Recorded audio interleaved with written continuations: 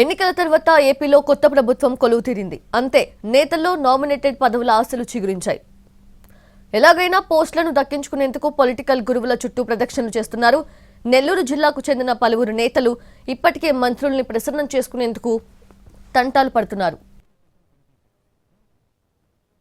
మొన్నటి ఎన్నికల్లో ఎన్నడూ లేని విధంగా నెల్లూరు జిల్లాను టీడీపీ క్లీన్ స్వీప్ చేసింది.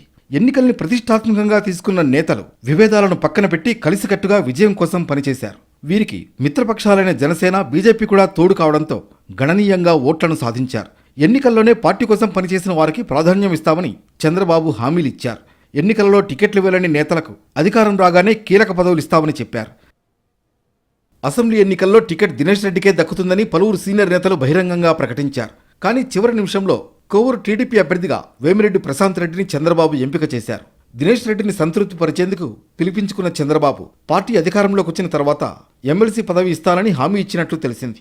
కావలి నియోజకవర్గ ఇన్ఛార్జిగా వ్యవహరించిన మాలేపాటి సుబ్బానాయుడుకు కూడా నామినేటెడ్ పదవి ఇస్తామని గతంలోనే హామీ లభించింది. పార్టీ జాతీయ ప్రధాన కార్యదర్శిగా ఉన్న బీదా రవిచంద్ర రాయలసీమ జిల్లాల ఇన్ఛార్జిగా వ్యవహరించారు.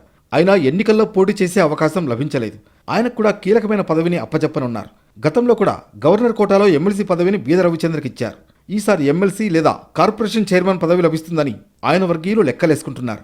నెల్లూరు జిల్లాలో పార్టీ సీనియర్ నేతగా ఉన్న భువనేశ్వరి ప్రసాద్కు కూడా నామినేటెడ్ పదవి ఇస్తామని చంద్రబాబు గతంలో హామీ ఇచ్చారు. ఆత్మకూరు నియోజకవర్గానికి చెందిన మాజీ ఎమ్మెల్యే కుమ్మి లక్ష్మయ్య నాయుడు, డీసీసీబీ మాజీ చైర్మన్ మెట్టకూరు ధనుంజయ రెడ్డి, ఉదయగిరి నియోజకవర్గానికి చెందిన రాష్ట్ర పోలీస్ హౌసింగ్ కార్పొరేషన్ మాజీ చైర్మన్ చిరంజీవి రెడ్డి, మాజీ ఎమ్మెల్యే కంబం విజయరామరెడ్డిలు కీలక పదవుల్ని ఆశిస్తున్నారు. ఇప్పటికే పలువురు నేతలు తమ బయోడేటాలను మంత్రులకు అందించారు. త్వరలో నామినేటెడ్ పోస్టుల్ని భర్తీ చేస్తామని సీఎం చంద్రబాబు ప్రకటించడంతో ఆ అదృష్టం ఎవరిని వరిస్తుందో చూడాలి.